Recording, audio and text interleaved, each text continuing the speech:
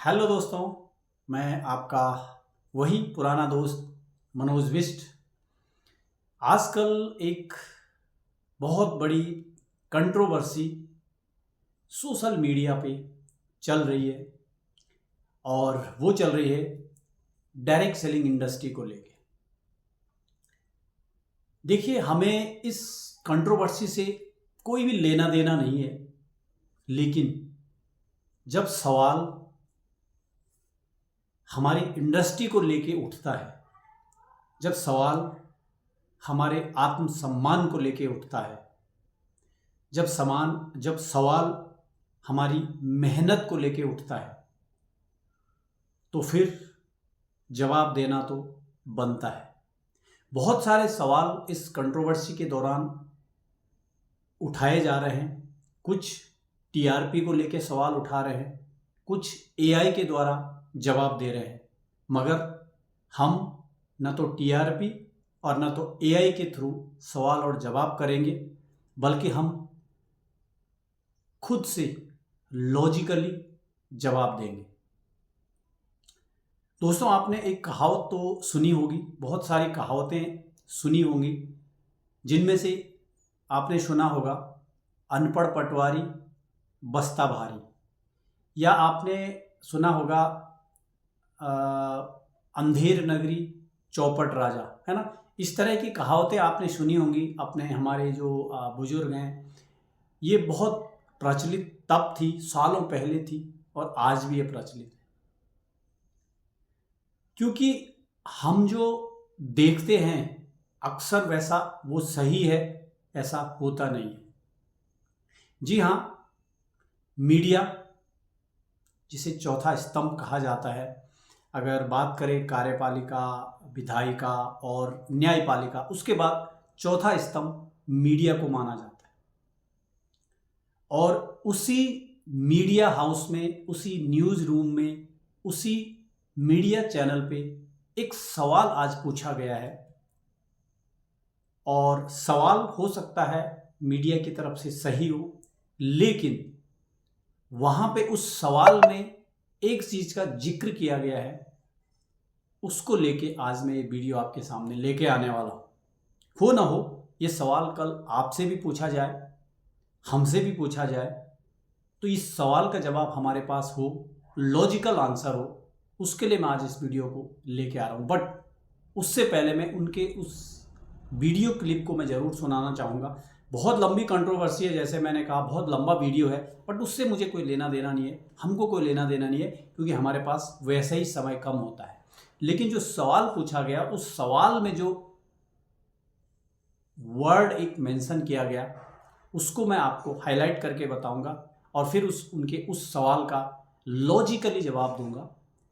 और मैं उम्मीद करता हूं कि ये जवाब उस मीडिया हाउस तक भी पहुंचे, और उस सवाल करने वाले तक भी पहुंचे, जिनको वो बुलाते हैं अपने चैनल पे, अपने न्यूज़ शो में। तो चलिए, सबसे पहले मैं आपको वो वीडियो क्लिप सुनाता हूं जिसमें ये सवाल पूछा गया है। फिर हम जो है आगे उनके सवाल का जवाब देंगे, तसल्ली से जवाब देंगे। कोई इसमें किसी भी ऑर्गेनाइजेशन के खिलाफ, किसी के इंडिविजुअल के खिलाफ हमारा कोई भी मकसद नहीं है किसी को गलत या सही ठहराने का। आज की डेट में तो जब लोगों ने ईश्वर को गलत ठहरा दिया, तो यहाँ पे हम मीडिया, सेना पे लोग सवाल उठाते हैं, पुलिस पे लोग सवाल उठाते हैं। कौन सी ऐसी संस्था है, कौन सा ऐसा इंडिविजुअल है जिस पे लोगों ने सवाल नहीं उठाए। बट फिर भी जब बात लॉजिकली जवाब देने की हो, जब आपको लगता हो कि यस गलत हो रही हैं चीज़ें, तो वहाँ पे अगर जवाब ना दिया जाए, तो फिर कहीं ना कहीं हम खुद को सही नहीं मान सकते। तो ऐसा ही जवाब मैं आपके लिए लेके आया हूँ, बट उससे पहले आपको इस जो सवाल है ये आपको सुनना होगा। तो चलिए, मैं इसके बाद जस्ट एक क्लिप आपको सुनाता हूँ। अगर हम इंडिया के अंदर इस कंसेप्ट को देखें जी, तो मेरा आपसे ये सवाल रहेगा कि ऐसा क्यों होता है कि जितनी भी मल्टी लेवल कंपनीज हैं इस मार्केटिंग के कंसेप्ट में जो पिरामिड मॉडल के अंदर वर्क करती हैं, उनमें से एक भी कंपनी इंडिया के अंदर रजिस्टर्ड नहीं है on stock exchange. Sir okay दोस्तों, तो आपने इस वीडियो क्लिप को सुना होगा, ये ओरिजिनल वीडियो है। आपने इस पूरे वीडियो को सुना होगा, समझा होगा। अगर आपको एक बार में समझ नहीं आया तो आप थोड़ा सा वीडियो को रिमाइंड करके फिर से सुन सकते हैं। बट फिर भी मैं जो इनका सवाल है उस सवाल को एक बार मैं रिपीट करता हूँ। इनका सवाल है कि ये जो भी डायरेक्ट सेलिंग कंपनीज हैं जो इस कॉन्सेप्ट में काम करती हैं, वो स्टॉक मार्केट में लिस्ट क्यों नहीं होती हैं अगर ये इतनी ही लीगल है। ये इनका सवाल है। बट इसका तो मैं जवाब दूंगा। बट जिसकी वजह से मुझे इस वीडियो में आना पड़ा, इन्होंने एक बात शायद आपने गौर नहीं किया होगा। इन्होंने कहा जितनी भी ये कंपनीज हैं इस पिरामिड कॉन्सेप्ट में वर्क करती हैं, वो क्यों नहीं लिस्ट होती स्टॉक मार्केट में। इन्होंने क्या बोला? Pyramid model. बस यही मेरा पॉइंट है कि मैं इस वीडियो में लाइव आ रहा हूँ। मैंने एक कहावत मैंने आपको थोड़ी देर पहले मैंने बताया था ना, अंधेर नगरी चौपट राजा, या अनपढ़ पटवारी बस्ता भारी। बस ठीक इन पे साबित होती है, इन पे ठीक बैठती है। जिनको पिरामिड स्कीम और डायरेक्ट सेलिंग के बीच में फ़र्क नहीं है, वो न्यूज़ रूम में, न्यूज़ चैनल पे, न्यूज़ शो में बैठ के सवाल कर रहे हैं जिसको पूरी इंडिया देख रही है। तो आप इन दोनों जो मैंने कहावतें आपको बताई, इनसे आप रिलेट कर सकते हैं। तो चलिए, आपने इनका जो सवाल था वो सुन लिया। मेरा मकसद क्या था वीडियो का वो आपने सुन लिया। वो भी इनको समझाएंगे कि डायरेक्ट सेलिंग क्या है, ये भी इनको समझाएंगे कि पिरामिड स्कीम और डायरेक्ट सेलिंग में क्या फ़र्क है, और फिर इनके सवाल का हम जवाब देंगे डिटेल में। क्या था सवाल? कि ये डायरेक्ट सेलिंग कंपनीज हैं जो पिरामिड मॉडल पे वर्क करती हैं, ये स्टॉक मार्केट में लिस्ट क्यों नहीं होती हैं। इसका आंसर हम बहुत ही डिटेल में हम समझेंगे। बस आप इस वीडियो को लास्ट तक देखिए। लगभग 8 से 9 से 10 पॉइंट्स में मैं इस पूरे इनके सवाल का जवाब मैं आपके सामने लेके आया हूँ। तो चलते इनके सवाल के जवाब की तरफ। सुन लिया, अब हम जवाब की तरफ बढ़ते हैं। इनका सवाल क्या था? डायरेक्ट सेलिंग कंपनियां शेयर मार्केट में रजिस्टर क्यों नहीं होती हैं? Why direct selling companies are not listed in the stock market, यही सवाल था इनका। लेकिन उससे पहले इन्होंने एक वर्ड यूज किया था, पिरामिड स्कीम। इन्होंने कहा था पिरामिड मॉडल के अंदर जो ये कंपनीज काम करती हैं, तो इसका जवाब इनको सबसे पहले देना बहुत ज़्यादा जरूरी है। डायरेक्ट सेलिंग क्या है, पिरामिड क्या है, इन दोनों का आपस में दूर दूर तक कोई भी संबंध नहीं है। डायरेक्ट सेलिंग एक वैध मॉडल है, एक लीगल मॉडल है, वहीं पिरामिड स्कीम एक गैर कानूनी, एक इलीगल मॉडल है। ठीक है। डायरेक्ट सेलिंग जो कंपनीज होती हैं वो सेल करती हैं, अपने प्रोडक्ट व सर्विसेज को सेल करती हैं, जबकि पिरामिड स्कीम में कोई प्रोडक्ट नाम का कुछ भी नहीं होता है। ठीक है। जो डायरेक्ट सेलिंग कंपनी है, इनका जो इनकम है, इनका जो प्रॉफिट है, वो डायरेक्ट जो प्रोडक्ट के सेल से आता है, जबकि पिरामिड स्कीम में सिर्फ लोगों को जोड़ने का, इसी का नाम पिरामिड है, सिर्फ लोगों को जोड़ने से यहाँ पे पैसा आता है नहीं आता है मुझे नहीं पता, बट ये इसका जो पिरामिड स्कीम है, ये इसका जो है रूप है। डायरेक्ट सेलिंग कंपनी जो है, जो डायरेक्ट सेलिंग रूल्स 2021 के तहत वैध हैं, लीगल हैं। ठीक है। जबकि ये कंज्यूमर प्रोटेक्शन एक्ट के तहत अपराध है, इलीगल है, वैध है ये पिरामिड स्कीम, ये लिखा हुआ भी है। आप इनको पढ़ना भी चाहिए। डायरेक्ट सेलिंग 2021 का रूल जी ऐसे कुछ है, आप देख सकते हैं। उसके तहत पिरामिड स्कीम बिल्कुल वैध है, अपराध है। ठीक है। और डायरेक्ट सेलिंग में कोई भी प्रोडक्ट्स अगर है तो वहां पे रिफंड का या रिटर्न का वहां पे उसके पास राइट होता है, कस्टमर के पास, कंज्यूमर के पास। ठीक है। और ये जो पिरामिड स्कीम है ये पूरी तरह से हमारे देश में तो बैन है, बहुत सारे ज्यादातर देशों में ये बैन है। तो सबसे पहले आई होप ये डायरेक्ट सेलिंग और पिरामिड स्कीम इन्होंने अच्छे से समझ ली होगी। जो उन्होंने वर्ड यूज किया था कि पिरामिड मॉडल के अंदर ये कंपनियां काम करती हैं, ठीक है। तो आई होप ये इनका क्लियर हो गया होगा। तो ये समझना बहुत ज्यादा जरूरी है, पिरामिड स्कीम बिल्कुल पूरी तरह से डायरेक्ट सेलिंग में वैध नहीं है। अब हम बात करते हैं, थोड़ा सा हम ये भी समझ लेते हैं, क्योंकि ऐसे लोगों को जो ये सवाल करते हैं, जो अपनी टीआरपी के लिए या जिनको नहीं लगता है कि यहाँ पे एक साधारण सा व्यक्ति भी इस पवित्र इंडस्ट्री में आज अपनी जिंदगी को एक नई दिशा में ले जा रहा है, उनको अच्छा नहीं लगता है, उनको डायरेक्ट सेलिंग का पता ही नहीं है क्या है, ठीक है। तो एक बार हम मोटे तौर पे डायरेक्ट सेलिंग और ट्रेडिशनल मार्केटिंग को समझ लेते हैं। डायरेक्ट सेलिंग एक मैन्युफैक्चरिंग पॉइंट से लेकर सीधे कस्टमर के घर तक, कस्टमर के हाथ में जो प्रोडक्ट जाता है वो होता है डायरेक्ट सेल। वहीं दूसरी तरफ ट्रेडिशनल मार्केटिंग में क्या होता है, मैन्युफैक्चरर से होलसेलर, होलसेलर से डिस्ट्रीब्यूटर, डिस्ट्रीब्यूटर से रिटेलर, रिटेलर से कंज्यूमर तक प्रोडक्ट जाता है, यानी कि यहाँ पे कई सारे मिडिल मैन बीच में होते हैं। डायरेक्ट सेलिंग में कोई भी मिडिल मैन नहीं होता है, प्रोडक्ट की क्वालिटी को कंट्रोल किया जाता है, बेहतर कंट्रोल होता है, क्योंकि डायरेक्ट प्रोडक्ट आ रहा है। जबकि ट्रेडिशनल मार्केट में बहुत सारे ऐसे चैनल्स हैं कि वहां पे प्रोडक्ट की क्वालिटी के साथ कंप्रोमाइजेशन हो सकता है। यहाँ पे जो प्रोडक्ट की वैल्यू होती है उसके अकॉर्डिंग रेट्स होते हैं, प्राइजेस होते हैं, और ये गवर्नमेंट के रूल्स जो हैं डायरेक्ट सेलिंग उसके तहत ये वैध मॉडल है।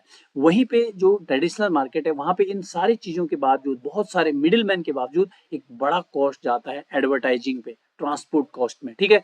तो ये मोटे तौर पे डायरेक्ट सेलिंग और ट्रेडिशनल मार्केटिंग का जो है कैसे ये काम करती हैं, वो ये मैं समझाने की कोशिश इस स्लाइड में कर रहा हूँ। नेक्स्ट अब चलते हैं। अब मैं इसके बारे में, जो उनका मेन सवाल था, पिरामिड स्कीम इनको आई होप समझ आ गई होगी। अब जो 10 पॉइंट में है, मोटे मोटे 10 पॉइंट में बताऊंगा कि क्यों डायरेक्ट सेलिंग कंपनीज लिस्टेड नहीं होती हैं। ऐसा नहीं हो सकती हैं, कोई बहुत बड़ी बात नहीं है। आप सब बहुत सारे लोग डायरेक्ट जो स्टॉक मार्केट से जुड़े होंगे, सिंपली जहां पे एक इंडिविजुअल अपने प्रूफ के साथ दिखा रहा है कि 6 लाख को वो जीएसटी इंडिविजुअल भर रहा है, तो करोड़ों का टर्नओवर कंपनी का होगा। एक आईपीओ लाने में कोई बहुत बड़ी बात नहीं है। आईपीओ ला के स्टॉक मार्केट में लिस्टेड हो सकती है, ठीक है। पतंजलि लिस्ट हुई है, वो भी तो काम कर रही है, बहुत सारी कंपनीज है। एक चीज मैं यहाँ पे और बताना चाहूंगा कि डायरेक्ट सेलिंग में बहुत सारी बड़ी कंपनियों ने आने की कोशिश की, बट मॉडल को नहीं अपना पाए हो, ठीक है। तो इन एक एक पॉइंट पे हम बात करते हैं। कोई बहुत बड़ा ऐसा नहीं है कि कोई भी डायरेक्ट सेलिंग कंपनी अपना एक आईपीओ नहीं ला सकती और वो जो है शेयर मार्केट में, स्टॉक मार्केट में लिस्ट नहीं हो सकती है, बट उनका अपना एक अलग मॉडल है जिसको वो फॉलो करती हैं। तो सबसे पहले ये जो कंपनी है already ministry of corporate affair में रजिस्टर हैं, कंज्यूमर अफेयर में रजिस्टर्ड हैं, तो ये क्यों ये नहीं चाहती कि हमसे फिर और एक एंटिटी के अंडर हम जो है सेबी के अंडर हम रेगुलेट हों, सेबी के द्वारा हम रेगुलेट हों। हम इंडिपेंडेंट काम करेंगी और भारत सरकार की जो डायरेक्ट सेलिंग कंपनी को जो मिनिस्ट्री हेड करती है, मिनिस्ट्री ऑफ कॉर्पोरेट अफेयर या कंज्यूमर अफेयर है, उसके तहत हम, नियमों के तहत हम यहाँ पे काम करते हैं। इसलिए इन्हें सेबी या स्टॉक एक्सचेंज के अंडर आने की कोई भी आवश्यकता नहीं है, क्योंकि ये ऑलरेडी लीगली भारत सरकार की जो एमसीए है उसके अंडर ये रजिस्टर्ड हैं, उसके अंडर ये काम करती हैं, ठीक है। तो पहला जो है ये अंतर हो गया। दूसरा, direct consumer relationship, they eliminate middle man, share holder, would create unnecessary layers. Direct selling company नहीं चाहती है कि हम मैन्युफैक्चरिंग से लेकर और कस्टमर तक, यानी कि हम किसी भी मिडिल मैन को बीच में नहीं लाना चाहते हैं। हमारे जो डायरेक्ट सेलर हैं उनको पूरा का पूरा ये जो प्रॉफिट है हम उनको शेयर करें। लेकिन अगर कंपनी स्टॉक मार्केट में लिस्ट हो जाती है तो वहां पे जो लोग शेयर खरीदते हैं, आप सबको मालूम है ना स्टॉक मार्केट में क्या होता है, ये जो जितनी भी कंपनी है वहां पे कंपनी लिस्ट होती है, लोग वहां पे बड़ा बड़ा पैसा लगाते हैं और वहां से शेयर खरीदते हैं, ठीक है। हालांकि शेयर मार्केट की सच्चाई बहुत कम लोगों को पता है, जिनको पता है वो सब समझते हैं यहाँ पे किस तरह से इन्वेस्टर, ठीक है, शाम होते 2, 2:30, 3 बजे मार्केट क्लोजिंग से पहले बड़े बड़े इन्वेस्टमेंट करेंगे, सुबह कब निकल जाएंगे 9:15 के 10 बजे 11 बजे के बीच में, आप जैसे हम लोगों को पता ही नहीं चलेगा, लाखों रुपए ऐसे ही साफ हो जाते हैं, ठीक है। तो ये क्या करती हैं कि ये बोलते हैं कि हम किसी भी मिडिल मैन को बीच में नहीं लाना चाहते। अगर हम मिडिल मैन को बीच में लाएंगे तो हमारा जो डायरेक्ट सेलर जो मेहनत कर रहे हैं उनका जो शेयर है वो हमें शेयर होल्डर को देना पड़ेगा। ये एक बड़ा फैक्ट है, एक बड़ा कारण है कि ये जो मिडिल लेयर एक बनती है, ये डायरेक्ट सेलिंग कंपनी नहीं चाहती है कि हम जो है अपने प्रॉफिट को अपने डायरेक्ट सेलर के अलावा और किसी और को दें, शेयर होल्डर को दें। तो ये दूसरा पॉइंट है, बड़ा पॉइंट है, मेजर पॉइंट है। और ये तो कोई भी एक डायरेक्ट सेलर बच्चा भी, अगर 18 साल का बच्चा ज्वाइन करता है इंडस्ट्री, वो भी समझता है, बट वहां पे न्यूज रूम में बैठे हुए सवाल करने वालों को पता नहीं है, तो ये अलग बात है। ठीक है, ये बड़ा है। No need for external funding. Company को कोई जरूरत नहीं है कि लाखों का इन्वेस्टमेंट कराने की, बैंकों से लोन लेने की, कि हम जो है यहाँ पे बाहर से कोई पब्लिक फंडिंग हम यहाँ पे लें, बाहर से हम यहाँ पे पब्लिक शेयर होल्डिंग लें। इन कंपनियों का कैपिटल स्ट्रक्चर जो है सेल्फ सस्टेन्ड होता है डायरेक्ट सेलिंग कंपनी का। ठीक है, इसलिए ये नहीं जब वहां पे जो है लिस्ट होना चाहती, यानी कि बिजनेस नेटवर्क और प्रोडक्ट सेल से आता है। नेटवर्क और प्रोडक्ट सेल से बिजनेस जनरेट होता है। पब्लिक इन्वेस्टमेंट की इनको कोई भी जरूरत नहीं है कि वहां पे आप एक आईपीओ लाए और उसको खरीदा, लोगों से खरीदवाया, पैसा लगवाया, उसके बाद ये जो है आगे अपना उसका जो इंटरेस्ट है वो लोगों में बांटे। या कि देखा जाए, मैं गलत अगर नहीं हूं तो सबसे बड़ी पिरामिड स्कीम तो ये हुई, बिना वैल्यू, बिना प्रोडक्ट के लोगों से पैसा लगाया और उसके बाद जो पैसा आया उसको पैसा बांट दिया। ठीक है, तो ये जो है प्रोडक्ट्स के ऊपर, नेटवर्क के ऊपर जो है डायरेक्ट सेलिंग इंडस्ट्री का जो बिजनेस है वो जनरेट होता है। ठीक है, तो ये दूसरा पॉइंट है, इसलिए नहीं डायरेक्ट सेलिंग कंपनी जो है लिस्ट होती है। प्राइवेट ओनरशिप मॉडल होता है। डायरेक्ट सेलिंग कंपनियां प्राइवेट लिमिटेड होती है, यस ऑब्वियसली उनका जो मालिकाना हक होता है वहां पे अपना एमडी होते हैं या किसी फैमिली के पास होता है। उनको जो पब्लिक इन्वेस्टर्स है उनसे पैसा उठाने की कोई जरूरत ही नहीं होती है कि आओ आप पैसा लगाओ, अपना जो है बड़ा पूंजी यहाँ पे लगाओ, उसके बाद हम उसी पूंजी को जो है लोगों में बांटेंगे। ऐसा कुछ भी नहीं है। यहाँ पे जो है कंपनी बिना किसी पब्लिक इन्वेस्टमेंट के जो है यहाँ पे अपने प्रोडक्ट से, अपने सेल से, अपने नेटवर्क से अपना बिजनेस बनाती है। डिस्ट्रीब्यूटर सेंट्रिक प्रॉफिट सिस्टम, यहाँ पे जो भी प्रॉफिट, इन कंपनियों का प्रॉफिट शेयर मार्केट से नहीं बल्कि डिस्ट्रीब्यूटर और डायरेक्ट सेलिंग में बांटा जाता है। अगर वो लिस्टेड होंगी तो प्रॉफिट शेयर होल्डर्स में बांटना पड़ेगा, जैसे मैंने आपको बताया था। ठीक है, यहाँ पे क्या होता है, डिस्ट्रीब्यूटर सेंट्रिक होता है यहाँ पे, न कि मार्केट सेंट्रिक। ठीक है, डिपेंडेंट स्ट्रक्चर होता है। डायरेक्ट सेलिंग में हर व्यक्ति खुद का मालिक होता है। एक बार अगर किसी का डायरेक्ट सेलिंग इंडस्ट्री की किसी कंपनी में अगर वहां पे जो है रजिस्ट्रेशन हो जाता है तो वो अपनी खुद की जो उसका जो आईडी है उसका वो खुद का मालिक खुद होता है। ये सिस्टम पब्लिक इन्वेस्टर की डिपेंडेंसी से बिल्कुल अलग होता है। इसलिए डायरेक्ट सेलिंग कंपनी नहीं चाहती है कि हम पब्लिक शेयर होल्डिंग में जाए, पब्लिक इन्वेस्टमेंट में जाए। ठीक है, ये चाहती है कि जो है हम जो है, क्योंकि ये पीपल टू पीपल बिजनेस है। ठीक है, ये एक कारण है कि डायरेक्ट सेलिंग कंपनी नहीं चाहती है कि वो public holding, public investing, public share holding में जाए। वैसे ही लोगों ने इस डायरेक्ट सेलिंग इंडस्ट्री को, पिरामिड स्कीम को और इन्वेस्टमेंट स्कीमों को इकट्ठा करके रखा है। तो पिरामिड स्कीम और डायरेक्ट सेलिंग को मैंने अलग बता दिया है।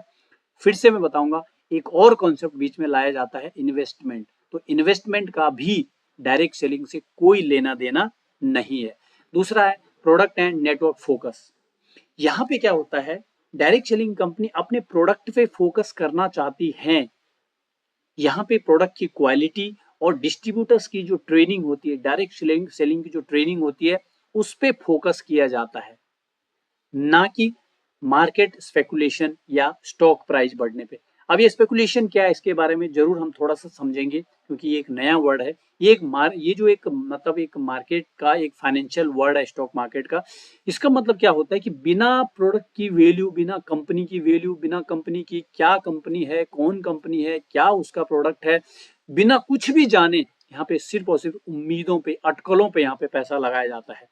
लोग शेयर मार्केट में किसी कंपनी का शेयर सिर्फ इस उम्मीद से खरीदते हैं कि इसका भाव बढ़ेगा और मैं बेचकर प्रॉफिट कमा लूंगा, यानी कि एक सिर्फ अटकलों पे जो है यहाँ पे पैसा आता है। तो डायरेक्ट सेलिंग कंपनी नहीं चाहती हम जो है अटकलों के बाजार में खेले। इसमें लोग जो है प्रोडक्ट या कंपनी की असली वैल्यू नहीं देखते हैं, बस क्या है, प्राइस की मूवमेंट पर दाव लगाते हैं। जो स्टॉक मार्केट में जो जानते हैं उनको मालूम है कैंडल स्टिक क्या होती है, कितने टाइप की कैंडल्स होती हैं। ठीक है, थोड़ा बहुत नॉलेज तो आपको सबको होगा। तो यहाँ पे कंपनी इस वजह से भी नहीं चाहती हैं कि जो है यहाँ पे अटकलें उम्मीदों के मार्केट में जो है खेला जाए। ठीक है, मार्केट स्पेकुलेशन मैंने जैसे कहा कि अगर कोई कंपनी प्रॉफिट में नहीं जा रही है, लोग फिर भी क्या है वहाँ पे शेयर खरीदते हैं, अटकलों पे जो है वहाँ पे जो है बिजनेस होता है। डायरेक्ट सेलिंग कंपनी क्या करती हैं कि यहाँ पे ग्रोथ, सेल और प्रोडक्ट वैल्यू पर निर्भर करती हैं, ठीक है, ना कि शेयर के भाव पे, स्टॉक के भाव पे। यानी डायरेक्ट सेलिंग का जो पैसा है वो काम और परफॉर्मेंस से आता है, जबकि स्पेकुलेशन का जो पैसा है मार्केट में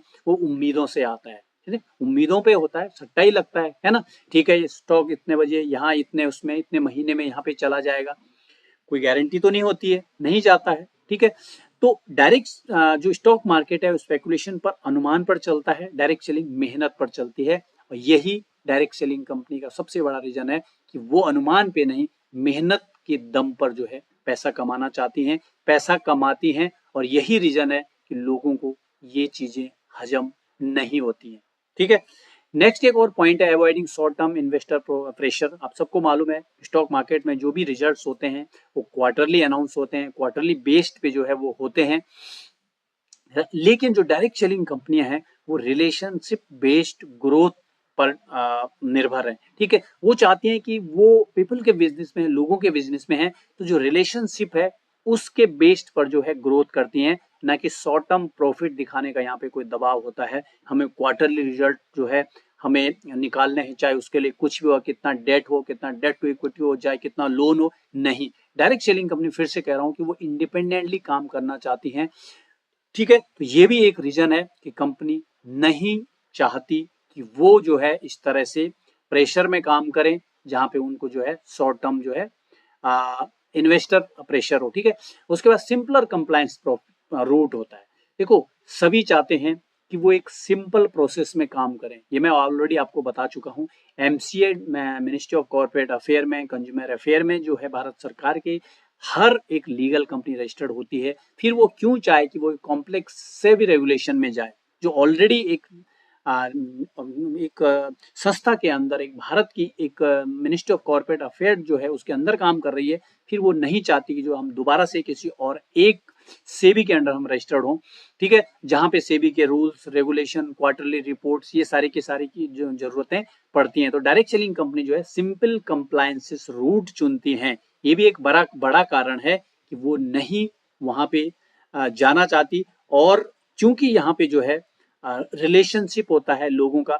अच्छा, एक चीज आप बताइए, शेयर मार्केट में किसी का भी, कोई भी, यहाँ पे हजारों लाखों लोग स्टॉक लेते हैं, है ना। जब भी क्राइसिस आता है तो किसी कंपनी को कोई मतलब है भाई कौन यहाँ पे, किस किस ने यहाँ पे शेयर होल्डिंग थी, किस किस ने यहाँ पे पैसा लगाया था, किस किस के घर डूब गए, कोई किसी को कोई मतलब होता है। लेकिन यहाँ पे रिलेशनशिप ग्रोथ होती है यहाँ पे। ठीक है, तो कंपनी जो है इन ऑलरेडी क्या है, कंपनी एमसीए और रेगुलेशन के एक्ट के तहत जो है काम करती है, इसलिए कंपनी नहीं चाहती कि इस तरह से कॉम्प्लेक्स रेगुलेशन में वो काम करे। वो इंडिपेंडेंटली, और भारत सरकार के जो भी एमसीए है, चाहे मिनिस्ट्री ऑफ कॉर्पोरेट अफेयर है, चाहे कंज्यूमर अफेयर है, उसके अंदर सिंपल कंप्लायंस में वो काम करे। ठीक है, empowerment vision, not trading. Stock marketing में ट्रेडिंग पे जो है फोकस होता है, लेकिन डायरेक्ट सेलिंग का उद्देश्य होता है लोगों को इनकम और एम्पावरमेंट देना, न कि शेयर मार्केट में ट्रेडिंग कराना। ये बिजनेस पीपल सेंट्रिक है, न कि मार्केट सेंट्रिक है। ये भी एक बड़ा पॉइंट है कि यहाँ पे लोगों को सेंटर में रखा जाता है, इसलिए कंपनीज, डायरेक्ट सेलिंग कंपनी चाहती है हम लोगों को सेंटर में रखें, जबकि स्टॉक मार्केट में है मार्केट को सेंटर में रखा जाता है। आपने देखा होगा बहुत सारी क्राइसिस जब मार्केट में आई, स्टॉक मार्केट में क्या हुआ, लेकिन डायरेक्ट सेलिंग इंडस्ट्री जब जब क्राइसिस आती है तब तब बूम करती है। आपने कोरोना में देखा है, कई बार मल्टीपल टाइम्स जो है कंपनी ने ग्रोथ किया है कोरोना जैसी महामारी में। ठीक है, तो यहाँ पे पीपल सेंट्रिक होता है, स्टॉक मार्केट में मार्केट सेंट्रिक होता है, ये भी एक रीजन होता है। ठीक है, तो ये कुछ रीजन थे, मोटे मोटे रीजन थे।